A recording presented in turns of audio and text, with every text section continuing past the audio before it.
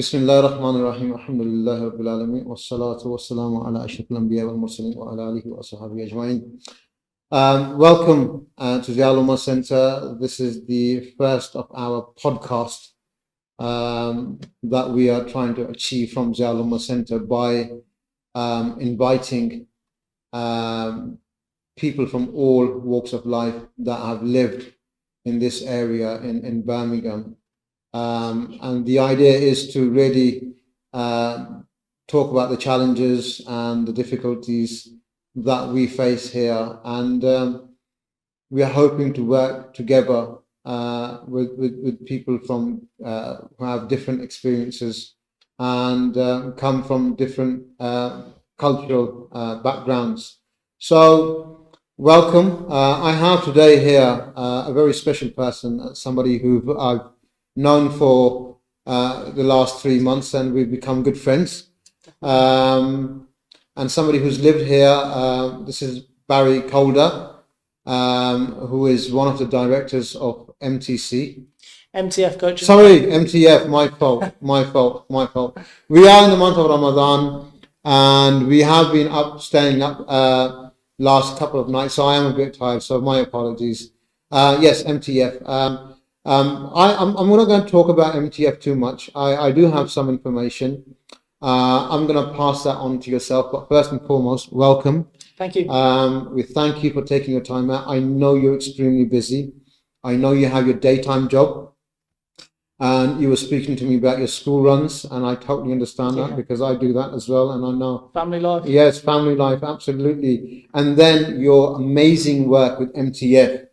So guys, what we are hoping to achieve is we are hoping to work together. We have a youth club, we have a martial arts club at ZIA-UL-UMMAH Center, but we also have a football team, which is our students at ZIA-UL-UMMAH Center. They have a football team, which in the past, in this pandemic and in this lockdown era, it's all fallen apart. And I've been quite worried and I've been panicking. So I thought I'll approach the professionals themselves. So I want to pass it on to yourself, Barry Calder. Thank you for coming again. And, just give us some information about yourself. I know you grew up in Boys Green, Alum Rock. Wow. Yeah, so Alum Rock, yes, amazing. So tell us a little bit about your experience growing up and how you got involved in this kind of work. So yeah, all my life I've spent around Boys Green, Alum Rock, like I said. To the community that shaped me and shaped my vision of life and things. So for the best part of my life, I lived just down the road before we moved into Alum Rock, and I went to 2 local schools. I went to Boys Green Junior and Infants, and then from there I went to Salt Lea, what's now known as Salt Lea Academy. Had fantastic teachers in both schools, and the schools were really good schools. So I was blessed with the education that they gave me. Made some really good friends as you do at school, but then from secondary school, obviously went on to college. Education's a very important thing to me, and I push it on to all of the children that we come into contact with. Work hard in your education. Your education's going to get you the furthest in life. Yeah. You're talking about Stefan. Yes. How he guided you. I can assure you, he was mentoring you. At times he's probably being harsh. At times he is being really kind. And now that he's obviously left and you're in that practical life now, we were speaking about this earlier on, that so many times you must find, kids that are in a similar situation that you was, and maybe Stefan just kicks in within yourself and that experience. 100%. It happens. I say to this day, and I've mentioned that we don't communicate anymore. Through obviously things that have happened, and he's left the role, but I always revert back to things that he's taught me and things that he said to me. And you're right, it comes through, and that's how I teach some of the children and try and guide them. He also introduced me to fantastic people. Stefan is the one reason why I got into coaching. He saw how I was on a holiday scheme and a holiday camp for the school, and he said, "Baz, have you ever thought about doing some football coaching?"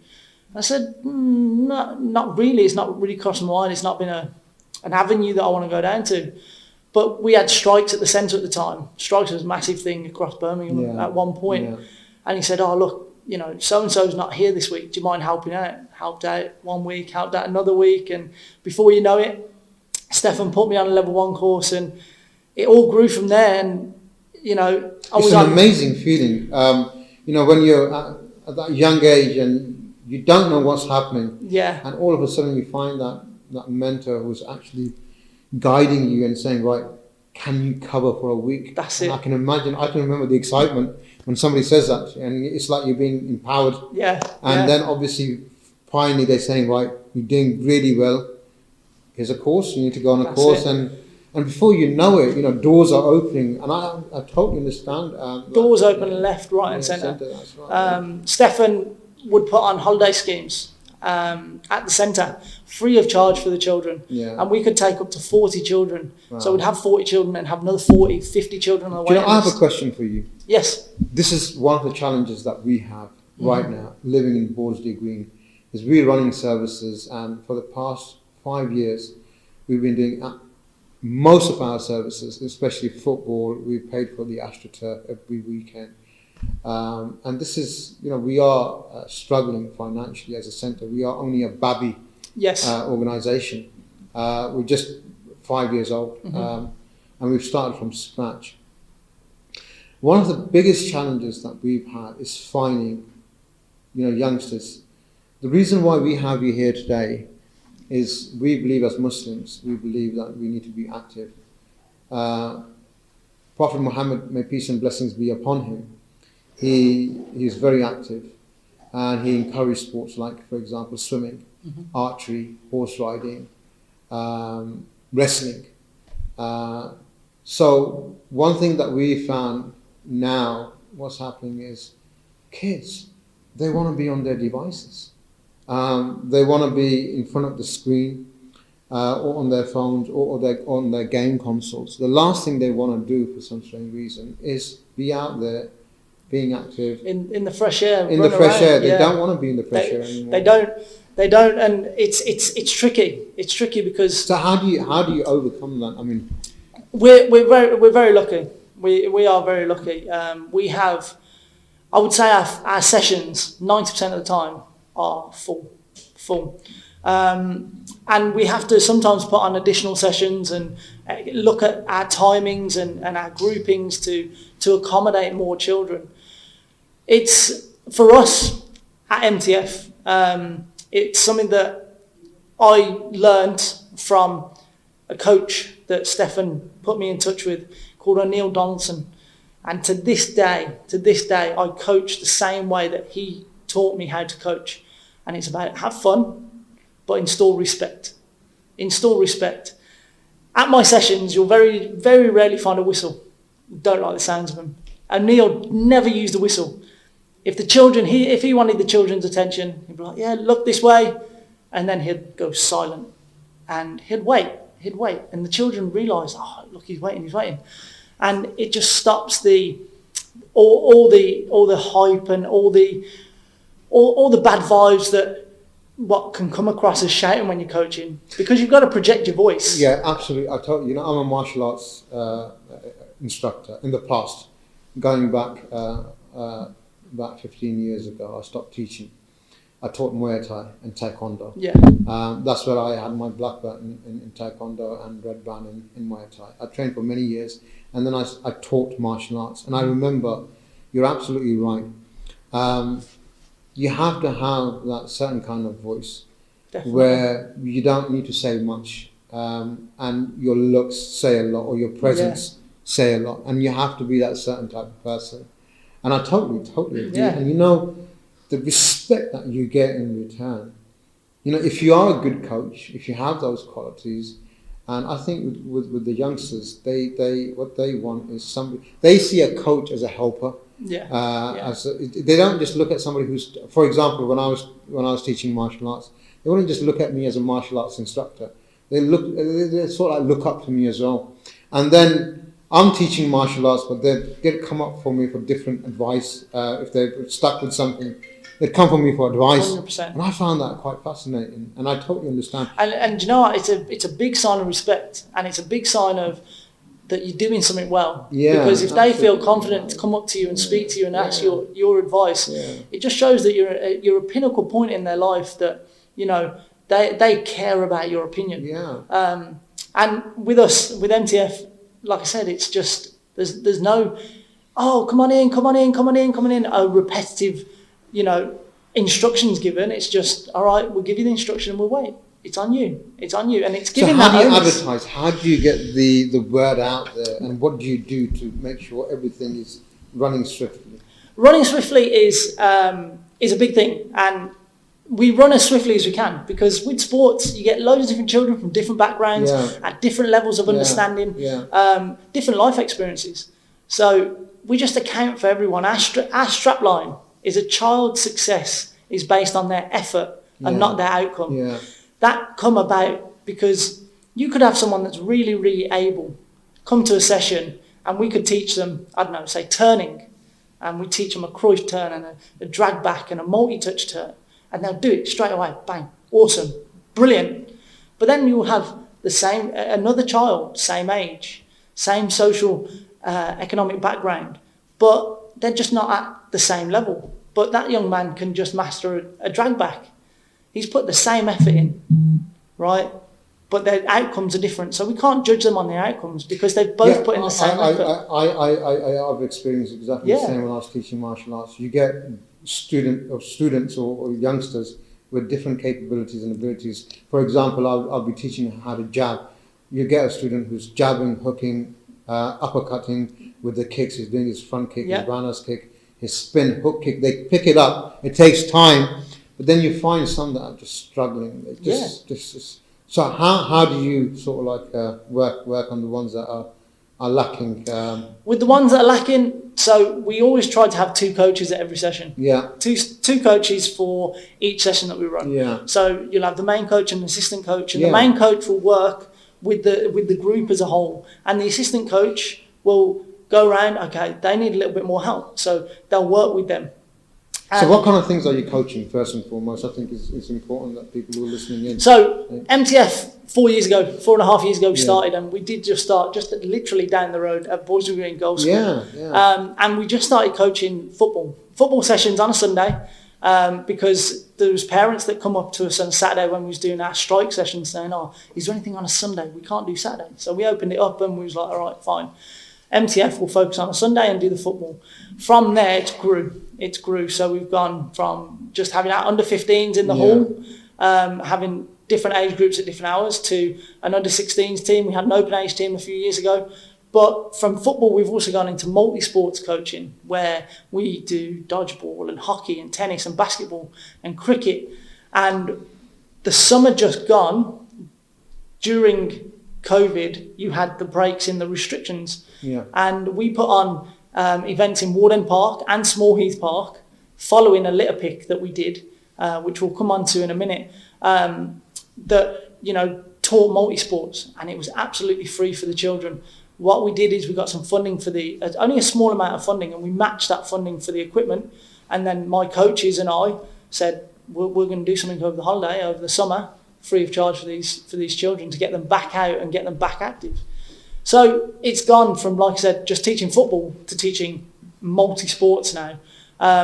But we don't just teach sports. Throughout sport, we teach things like respect, and we teach things like teamwork, which sport can give us, and it gives us the power to do it, because it's a big hook for some children. For children that might be struggling in schools and struggling at home, sport can be an escapism. And instead of just sitting down at school and writing, and they can't access the academics, come and do sport. You know what you've just said. You know, those children that are affected mentally through domestic related issues at home. Sports is definitely a great escape. And what we found at ZIA-UL-UMMAH Centre, and this is one of the other things that you mentioned, you know, teaching them respect and to respect others, and, you know, teaching them values just of life, basically. That's exactly what we do at ZIA-UL-UMMAH Centre. The purpose of our youth club and our sports activities was for them to actually, with the challenges and with the negatives that are going on here in Borsley Green and Small Heath area, especially drugs related Yes. and crime and gang gangs, crime. knife crime. It's been widely publicised throughout lockdown. Yeah, absolutely. You know? So what we're trying to achieve is bring some of those youngsters, so we're diverting their attention towards sports or something positive.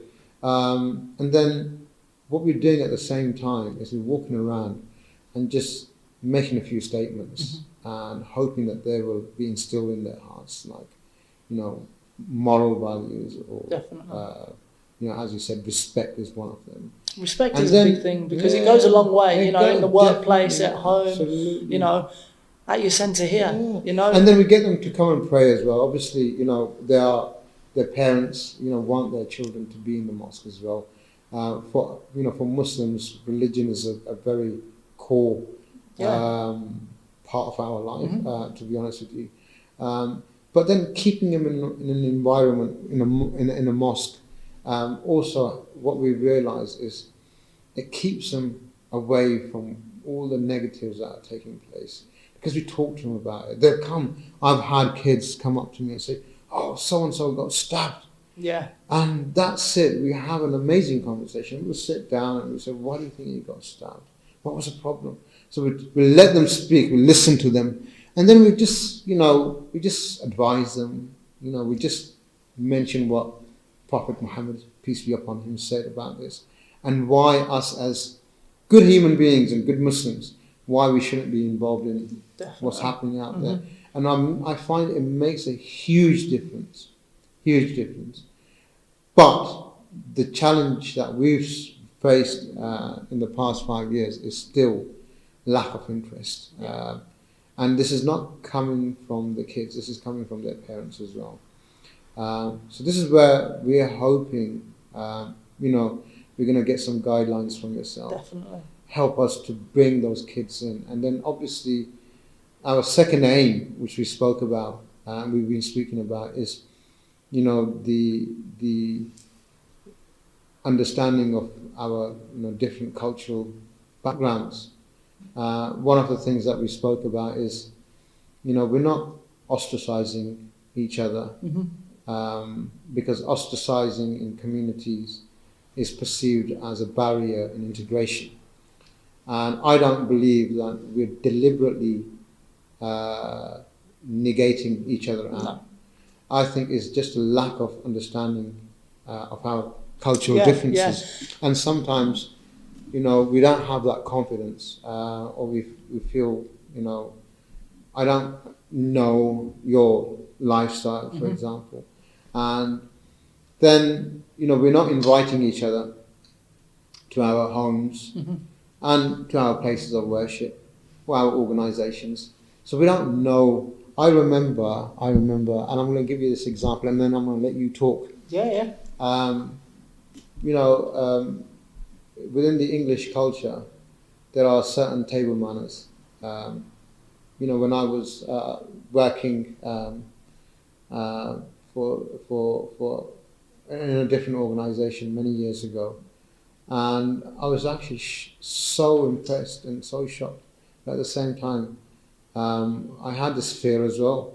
The English table manners are very different to how we Muslims, we follow the Sunnah. For example, we sit on the floor, we eat with our hands. This is the Sunnah. So Sunnah means the way of the Prophet. Yes. And the English table manners are very different. I was so impressed with how they would put the forks and knives when they finish their food, and how they'd finish off their drink to let the person who's serving, for him to know that they don't need a drink anymore. Yes. And these are amazing things that we need to have an understanding. But there is no interaction, so we don't understand it. And when we are in a situation where I've been invited to a party, I'm going to be thinking, whoa, I don't understand this, and I don't want to be part of this. For example, if you were to come and sit when we are all sitting on the floor, and we're eating with our hands because you've had no practice and there's nobody to actually understand, hang on, somebody's come from a different cultural background, you know, he needs to be made feel comfortable. Yes. It's okay, man, come join us, don't worry. Yeah. We spill it all the time. You know, and I think this is one thing I've realized, and this is a barrier that we want to break, and this is why we've invited you. Yeah. And, you know, we want to work with yourself, not only in terms of our the good work, but, you know, it's just like getting to know each other, coming to each other's homes, you know, and basically just sitting and, you know, having food together and trying to understand our cultural differences, because, you know, one of the biggest issues that we are having, and this is something that comes from the hierarchy, you know, one of the questions is, well, you know, Muslims are not interacting with people from, you know, other backgrounds. And I understand why this is happening. It's not because we don't want to, it's because we don't understand everything fully just yet. Yeah, and it's going to take time. I think that's in a lot of cultures as well. Yeah. They don't integrate because they don't fully understand. It's nothing against each other. It's just an understanding, and it is that understanding. But once you break down that understanding, and once it's in a relaxed environment. You see, before you carry on, you walked into the mosque. The first thing I saw you do was you took your shoes off. Yes. Without me having, so it's because you have some sort of understanding. Yes. Now, somebody who's never been in a mosque, you'd walk in here and find everything very different, very peculiar. But you just walked in as, you know, it's no big deal. And I love the way you just took your shoes off. You just walked in, you just came and shook my hands, and you said, well, you know, let's go and do the business.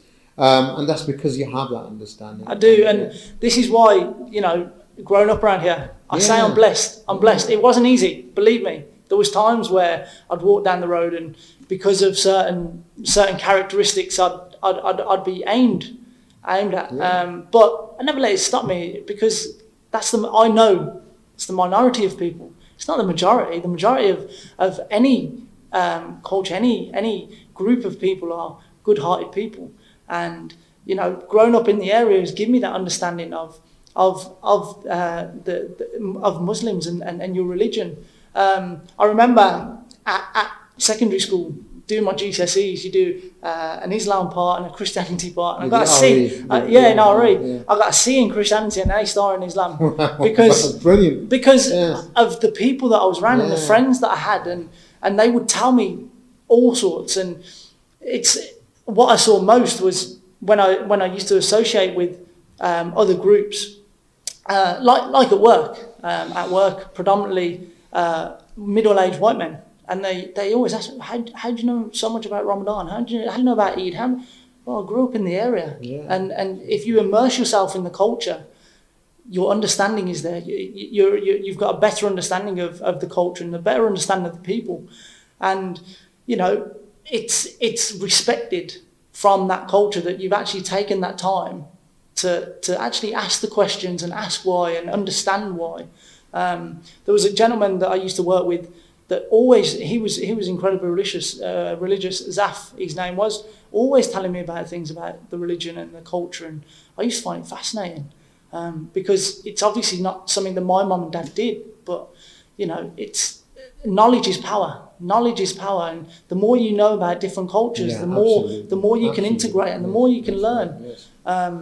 But MTF is all about integration. It's all about bringing those. That was my final question to you. How did you interact with the wider community, and how does MTF actually do that? That's something. So with the wider community, we are open to everyone. We never turn anyone away, regardless. And I've said it before, regardless of talent, regardless of academic level, wherever they are in their life, we're never ever going to turn them away. Race, religion, colour, creed, everybody is welcome. And I think my team that we've built over the years has just epitomises that. I'm a young white Englishman. I've got a young Asian male as another director, and we've got a young Asian female as another director. So already on the board of directors is very, very diverse. And then our coaching staff, we've got a young Afro-Caribbean man that sometimes comes and does some coaching with us. I used to teach him at primary school, and he's come through and played for our teams. We've got 2 Scottish gentlemen that coach with us and volunteer coach. We've got Asian coaches, we've got female coaches. You know, it's the team is multicultural in itself, which shows what we're about. Sure. You know, and anyone that would volunteer and come to us and say, "Oh, I'm interested in getting involved." It's not, "Oh yeah," there's no barriers. It's like, okay, look, you know, what are you interested in? How can we accommodate you to benefit us, to benefit the community? And we welcome everyone. The biggest achievement was, I'd say about 2.5 years ago, with my under-17s team, we went into a communities league, and in that team alone, we had something like 10 different nationalities, and the team went undefeated for the season. And then to top it off, we went and won the final convincingly. And we had a female. We had the only female in the league playing for our team. We had young white men, we had young Romanian men, we had young Asian men, all playing together and playing a big part together. And it just showed that, look, you put your cultural differences aside, get to know each other, and become friends. You know what? It's powerful. Absolutely. You know, one of the things that we say, and I totally understand what you just said. The reason why at ZIA-UL-UMMAH Centre we want people from all walks of life is there's a lot of negativity about Islam. You know, for the last 10, 15 years, terrorism. But wrongly so, because like I said earlier, it's the minority. Yeah, it's the minority. It's the minority. It's never the majority. Yeah, the majority. And what we want to do is because people they don't know, and they're just listening to what's coming on social media and whatnot. What we believe in is that if we invite non-Muslims to come to a place of worship, so they can then talk to us. Yeah, get to know us and learn about who we really are. That we're not terrorists. Just because there's a handful of people who call themselves Muslims and go around doing all these horrendous and terrible acts. You know, we have absolutely nothing to do with that. No. But the only way we can do that is if we interact. But unfortunately, it's what the media portrays. Yeah. And it's a lack of understanding from other cultures. Absolutely. And this is why I see it differently. Yeah. Because I grew up around here. Yeah. I know the majority of Muslims, you know, are about peace and about love and about, you know, looking after one another and loving their neighbour and loving others, basically. And, you know, this is what I find about the English community as well, because I worked, before I came to Birmingham, going back about 10, 12 years ago, in the different organisations that I worked, because I worked with the English community. Most of my friends were from the English background, and I found them to be amazing people. There's one incident on Christmas, for example. One of our regional managers, he brought in a bottle of wine, and totally oblivious to the fact that I don't drink. Mm-hmm. So he just put a glass of wine in front of me and in front of everybody, and that, you know, they just wanted to have a drink and have a laugh. And then, you know, we had the Christmas holidays after that, and I was sitting there and I said to him, Paul, I don't drink. He goes, come on. I can still remember the way. He goes, come on, mate. For God's sake, go on. Just for the sake of today. I said to him, my religion doesn't allow it. And I saw the sudden change in his attitude. He said, oh, I'm so sorry, Sean. I'm so sorry. It's a transfer of understanding, as he was talking to me, subconsciously, I could imagine, you know, maybe he's feeling that he's insulted me. And I saw all of a sudden he's picking up that glass of wine, taking it away from me, and he's saying, you know what, I'm so sorry, man. We totally respect the fact that your religion doesn't allow it. And I remember he just went out, and he goes, I'll be back in 15, 20 minutes. And he went out and he got all these different kinds of fizzy drinks, and he goes, man, drink whatever you want, but I'm really sorry, man, I shouldn't have put that alcohol in front of you. And that is respect. It is respect, and it's the beauty of knowledge. Absolutely, he would, you know, from there on in, he would have that knowledge now. Yeah, not absolutely, to just absolutely, place a glass of wine or alcohol in front of you. Yeah. I mean, it makes absolutely no difference.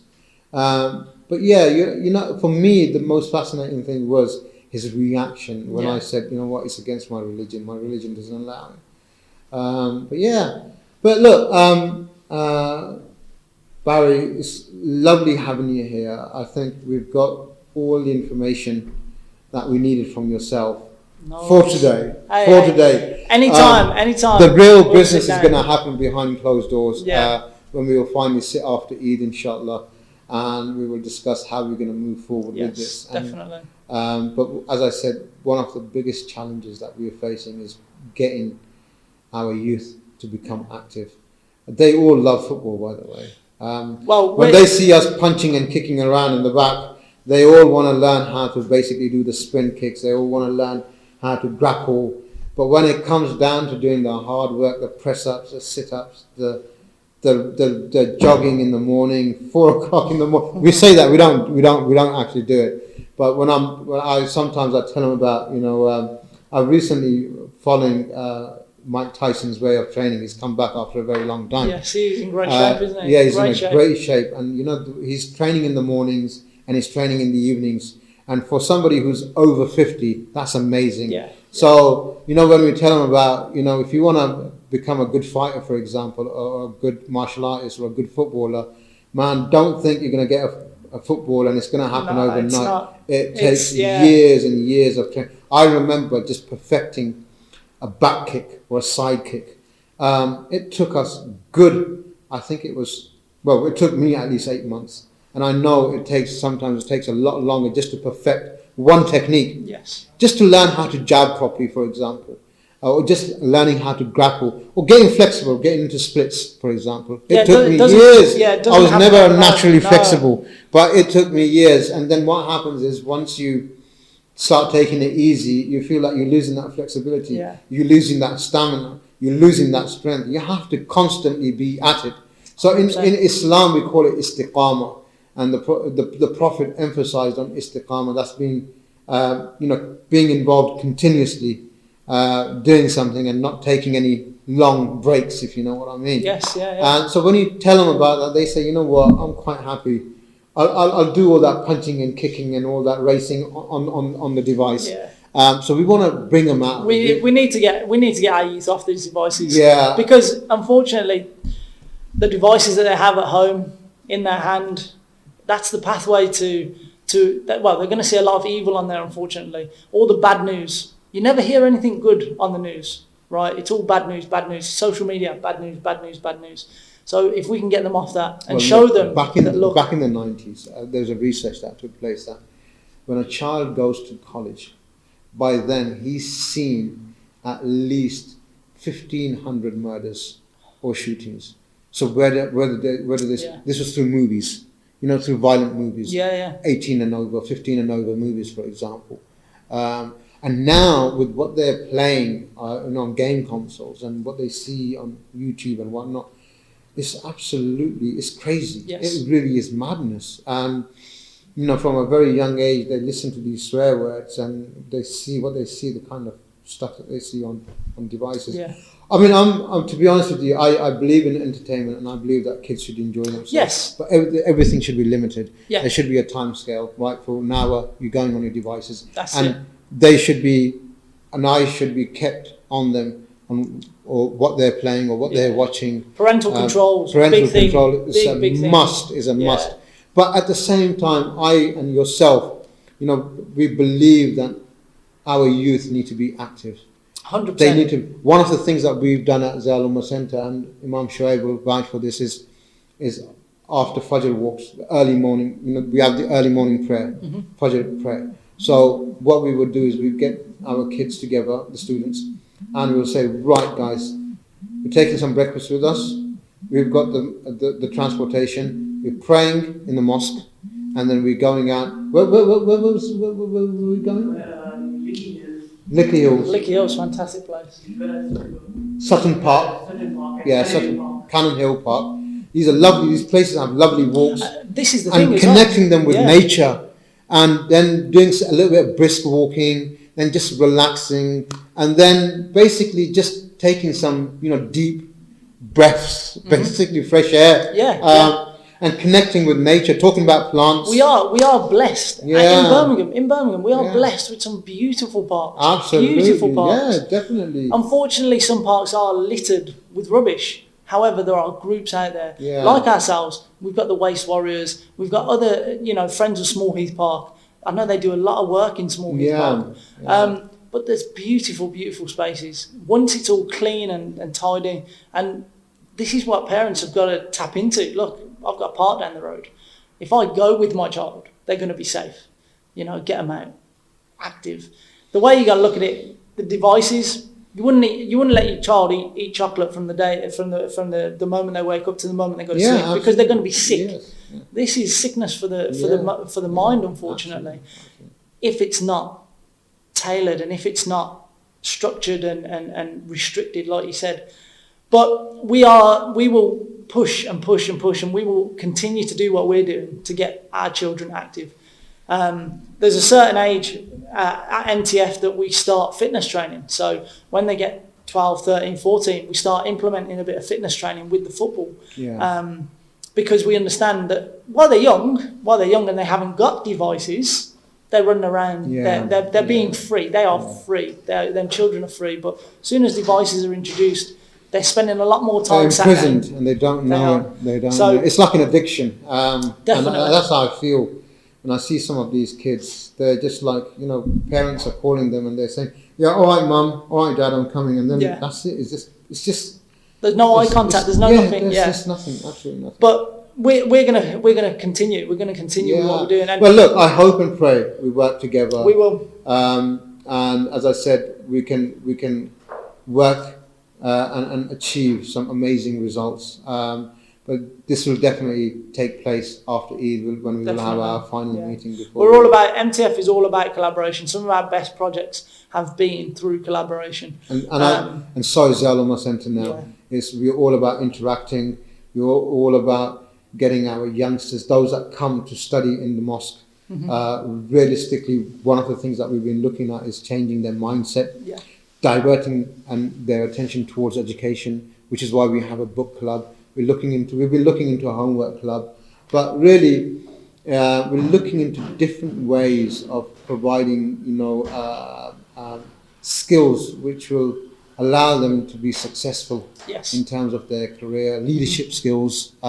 These are all the things that we're looking at and we're trying to implement. We've had a careers club where we've had some very professional, competent people come in and give career advice, but we want to continue that.